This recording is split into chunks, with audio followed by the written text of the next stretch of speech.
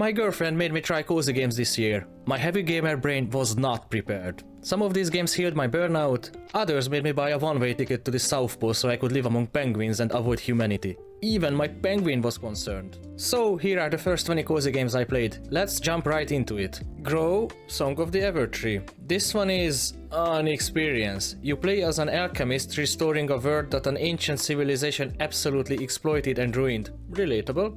You mix alchemical elements, make word seeds, grow words, do gardening, clean up, help critters, run settlements, do errands for settlers who have unlimited free time and no creativity when it comes to assigning tasks. It's cozy, it's cute, it's too cute for me. At some point I prayed for a mild alien invasion just so I could hit something that wasn't the angry grass I needed to remove from everywhere. But, to be honest, I had my fun moments with it. I was always curious what my new world would look like, and the game had some good humor I'm not going to spoil. It's a perfect game for people who want 120% peace and 0% confrontation. Would I play it again? Maybe later. Adorable adventures. This one surprised me so much. You play as a happy little boar with a powerful nose and a lazy brother. You build a new home for your family, sniff flowers and human-made objects, misbehave, and live your best meadow life. This game actually made me want to go outside and smell mushrooms.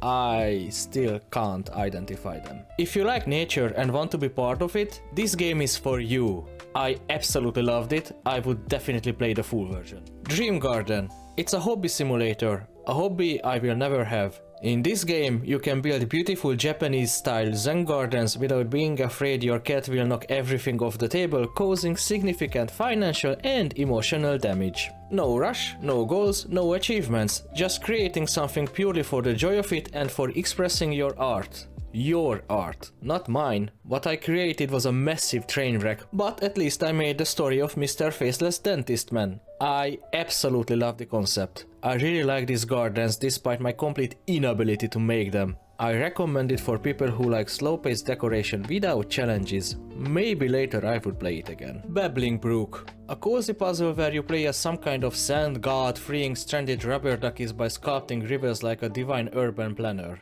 It's funny, it's relaxing, and sending a whole battalion of ducks to the sea felt morally questionable but deeply satisfying. Sorry turtles, I'm on the duckies side. If your soul wants peaceful duck logistics, this is your game. I played the demo, the full release is out now, but honestly it didn't fully hook me. As a mobile game on a train? Absolutely. As a sit-down PC session? Not for me. Ages of Cataria. This is the game that told me with absolute clarity that I am not the target audience for peaceful village sim games. You get settlers, build them a home, grow the village, keep everyone fed and happy, and that's the entire experience. For me it felt like Age of Empires but without the combat and the fun.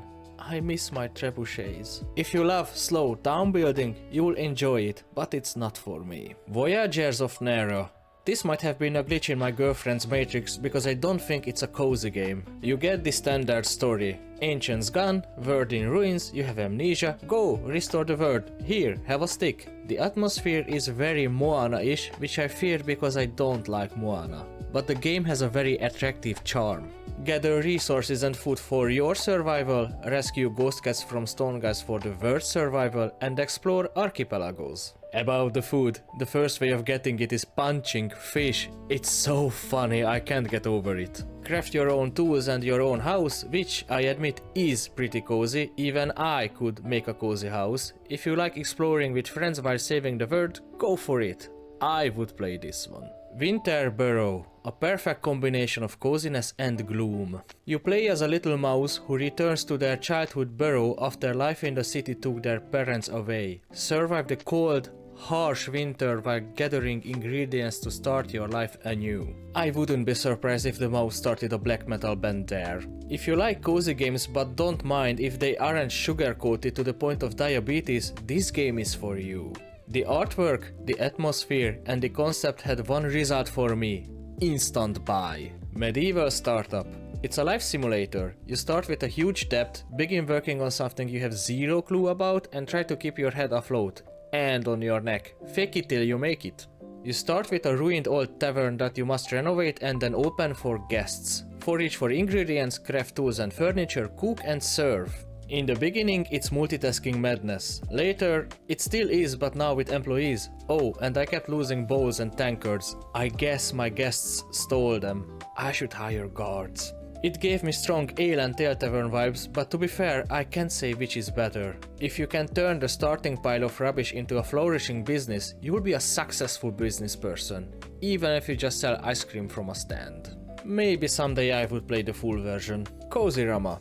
It's basically the same as Dream Garden, but instead of Japanese-style assets, you get a bunch of cozy ones. Since my artistic skills haven't improved even a little, my fate in this game was the same. I ended up building complete nonsense and the story about Captain Eggbeard, diorama turned diodrama.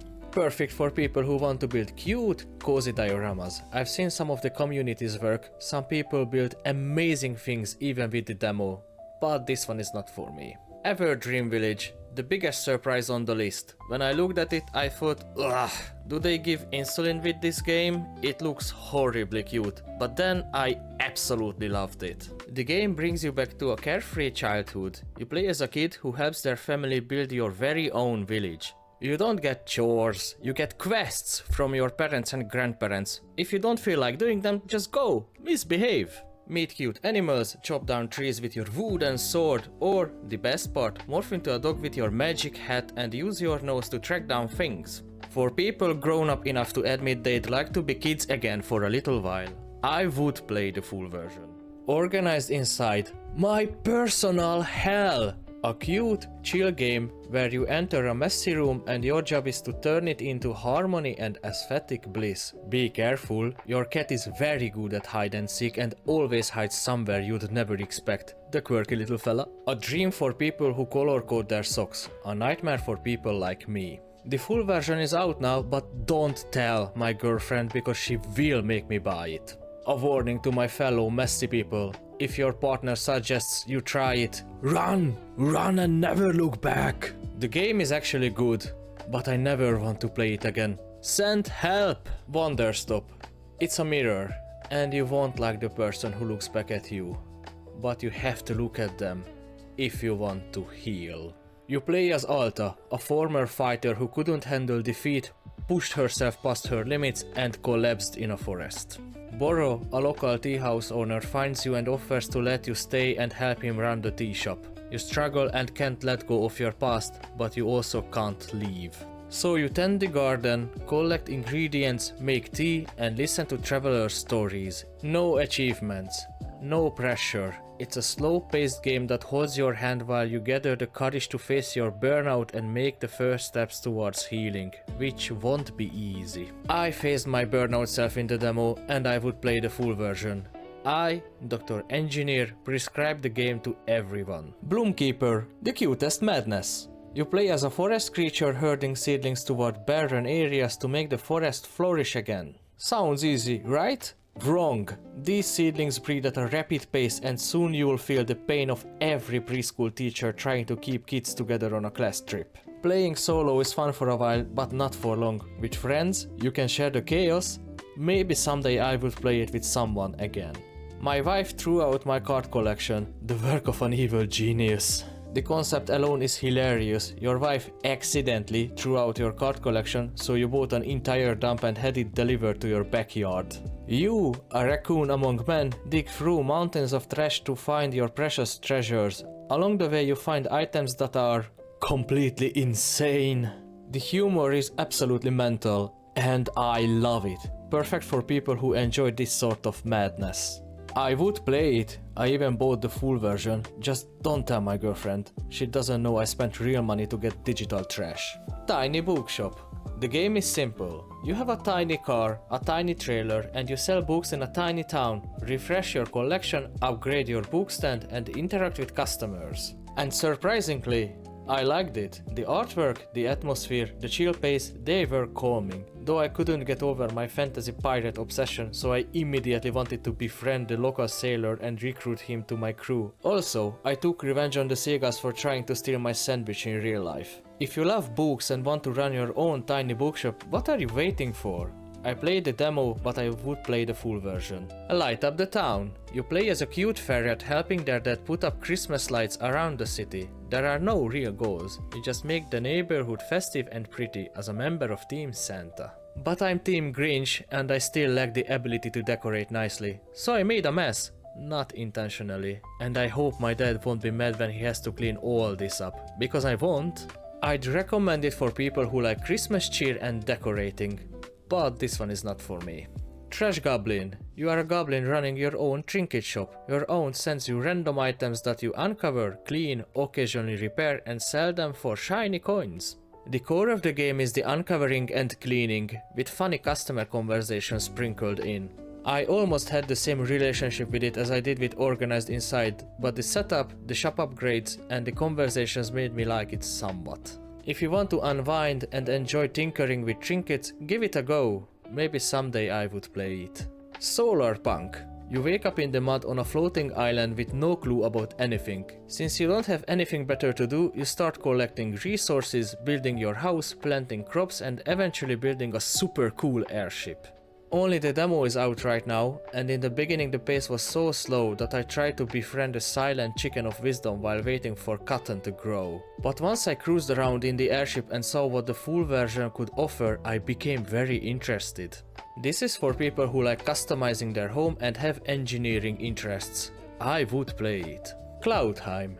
Instant love. This is a fast-paced, action-heavy game where you fight through cute and not so cute enemies solo or with friends. When you need a break, head to your base, chat with NPCs, craft items and build your own sky village. I don't know why, but it gave me slight Borderlands vibes. Borderlands 2 is one of my all-time favorites, blended with Nordic mythology. And maybe Terry Pratchett? It's chaotic, it's cozy, and you can play co-op. What else would you want? For people who like action-heavy yet cozy multiplayer games.